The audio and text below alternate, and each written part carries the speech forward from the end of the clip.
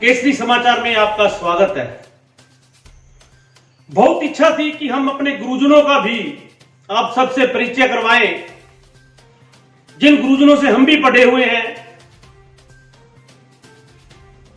जिन्होंने लगातार केसरी सिंहपुर में रहकर सिर्फ पढ़ाया ही नहीं बल्कि यहाँ के, मैं ये कहूंगा कि बच्चों की सेवा भी की और स्कूल को सुधारने में भी अपनी तरफ से अथक प्रयास किए।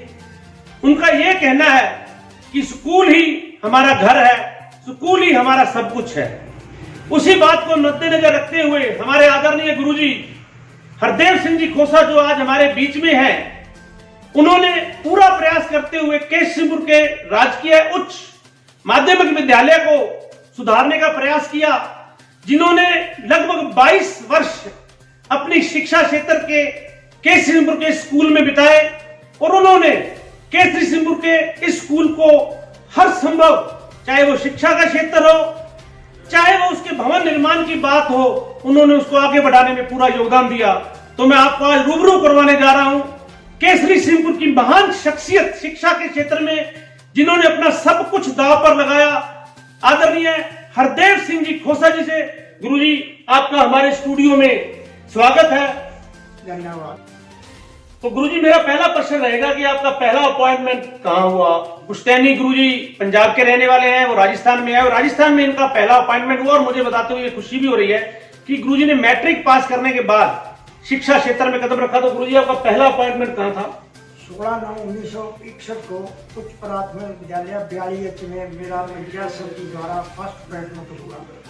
उसके बाद नवंबर 1961 में मैं बीएफ प्राथमिक स्कूल मेरा ट्रांसफर हो गया। उसके बाद 1966 में मेरा प्राइमरी स्कूल फ्रीसर में ट्रांसफर हुआ। जी जी। और 66 से लेकर के 76 तक मैं प्राइमरी स्कूल फ्रीसर और मंदरवाला स्कूल केसरी सिंहपुर में अध्यापक। तो आप हमारे राजकीय उच्च माध्यमिक का, जो पहले आपके टाइम माध्यमिक था, 1982 में ये उच्च माध्यमिक में प्रमोट हुआ। उस तो आप यहाँ कब आए? 1976 में मेरी मलकाना खुर्द से यहाँ transfer, 3rd grade teacher Sonlal ji Singaria की प्रशंसा। बिल्कुल बिल्कुल, सोनलाल जी सिंगारिया, मैं ये कह सकता हूँ कि इस इलाके की शख्सियत रहे। हालांकि वो रहने वाले शायद मूलतः बीकानेर साइड के थे, लेकिन वो जितना टाइम भी केसरी सिंहपुर में प्रधानाचार्य के रूप में रहे या हेडमास्टर जो भी तब पद होता था रहे, तो उन्होंने अपना डंका बजवाया। गुरुजी, ये भी बात है। हाँ, सही बात है, बिल्कुल ईमानदार, सच्चे, शिक्षित और अच्छी छवि के। आपने सिंगारिया जी के साथ काम किया। हाँ। कुछ ऐसी बात जो सिंगारिया जी ने आपको बहुत प्रभावित किया हो, जिस बात में सिंगारिया जी की ऐसी कोई विशेष बात? एक दिन की बात है कि हम छुट्टी के बाद 4:30 बजे के बाद उसके क्वार्टर के सामने बैठे थे। वो मेरे से कहने लगे कि सरदार जी, आपका एरिया मेरे को बहुत अच्छा लगा। मेरा माँ बाप या कोई भी फैमिली का जीव इस एरिया में नहीं आया और मैं आपको कुछ इस एरिया को देना चाहता हूँ। तो मैंने कहा कि अपना प्रधानाचार्य जी, आप अगर देना चाहते हो तो यहाँ 3rd लैंग्वेज पंजाबी राजस्थान में चालू है और ऑप्शनल सब्जेक्ट पंजाबी जो है खुलवाया जाए, और इसके साथ साथ बायोलॉजी जो कि बच्चों की अच्छी मांग है, दोनों सब्जेक्ट। तो उन्होंने कहा ठीक है, हम प्रयत्न करें। उन्होंने विभाग को लेटर लिखा, अपना माध्यमिक शिक्षा बोर्ड को अजमेर को लिखा और उसके बाद शिक्षा विभाग को भी पत्र। गुरुजी, ऐसा भी सुन रहे हैं कि गुरुजी ने, सिंगारिया जी ने और आप सबने मिलकर बिना किसी परमिशन के यहाँ बायोलॉजी और पंजाबी शुरू कर दी थी और आपको उसके बाद यहाँ सेंटर मंजूर करवाने में काफी दिक्कत आई थी, लेकिन आपने उन बच्चों का भविष्य नहीं खराब होने दिया और आपने उनको परीक्षा दिलवाई ही नहीं।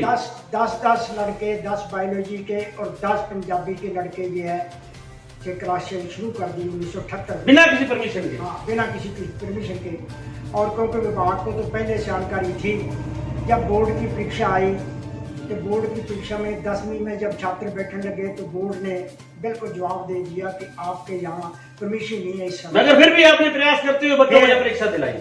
3 बार माध्यमिक शिक्षा बोर्ड के चक्कर लगाए, 2 बार मैं बीकानेर गया लेटर लेकर के, और मैं अपना मेरी शिक्षा सत्र में जो 6-7वीं बात हुई, उन्होंने कहा कि ऐसी बात है सरदार जी, आपको गलती कर ली, परंतु जो आपका हेडमास्टर है उस पर CC 17 लगे। मैंने कहा जी ठीक है, परंतु बच्चों का भविष्य है, इनको अपना इनके देखते हुए परमिशन दो। तो उन्होंने हमारे को टेम्परेरी परमिशन दी। मतलब बच्चों का भविष्य आपने खराब नहीं हो दिया। और 10वीं की परीक्षा में 100% रिजल्ट बायोलॉजी में और बहुत अच्छा बात। गुरुजी हम ये भी सुन रहे हैं कि आपने व्यक्तिगत तौर पर स्कूल में जो अव्यवस्था थी भवन के मामले में, आपने स्कूल भवन को सुधारने में अभूतपूर्व योगदान दिया। इसके बारे में हमारे दर्शकों को बताएंगे। जब 1976 में मैं यहाँ आया और बच्चों की पिछली खिड़कियाँ जो टूटी हुई थी उनमें से सरिये निकाले हुए थे और बच्चे जड़े जब मर्जी पिछली बैक साइड में निकल जाते थे। सुनारिया जी मेरे से पूछने लगे कि सरदार जी कैसे किया जाए। मैं कहा यहाँ किसी प्रकार की कोई दिक्कत नहीं है, मैं आपके साथ हूँ और अपने इनका अनुशासन सुधारेंगे। पहले तो हमने खिड़कियाँ बंद करवाई। खिड़कियाँ बंद करवाने के बाद फिर हमने अपना बच्चों के लिए शासन सड़क में जा कर के, बाजार में जा कर के, जहाँ भी बच्चा स्कूल का मिलता था वहाँ उनको घेर करके लाए और कुछ टीचरों ने सहयोग भी दिया और अनुशासन बिल्कुल। और सिंगारिया जी ने अपना सबसे पहले 10वीं का रिजल्ट जो है स्कूल का 80% दिया। Very good. एक और विशेष बात मैं गुरुजी के बारे में बताना चाहूंगा। गुरुजी पूरे राजस्थान में पहले पंजाबी के व्याख्याता हैं। 1992 में पहला व्याख्याता के रूप में प्रमोशन हुआ था, वो पहले व्याख्याता हमारे आदरणीय हरदेव सिंह जी खोसा गुरुजी हैं। ये बात मैं भूल गया था मैं बतानी, तो गुरुजी स्टार्ट रखिए। तो स्कूल के भवन बनाने में भी आपका योगदान?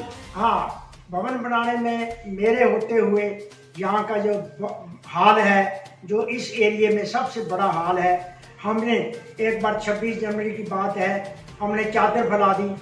मतलब जनता के सहयोग से हाल बनवाया आपने। और हाल के अलावा भी आपने? हाल के अलावा जनता के सहयोग से। बहुत अच्छा। उस टाइम पश्चिम की तरफ 3 कमरे बनवाए। उस टाइम बनवाए आपने? इसमें से 5,000 रुपए कम हो गए लास्ट कमरे में। जी जी।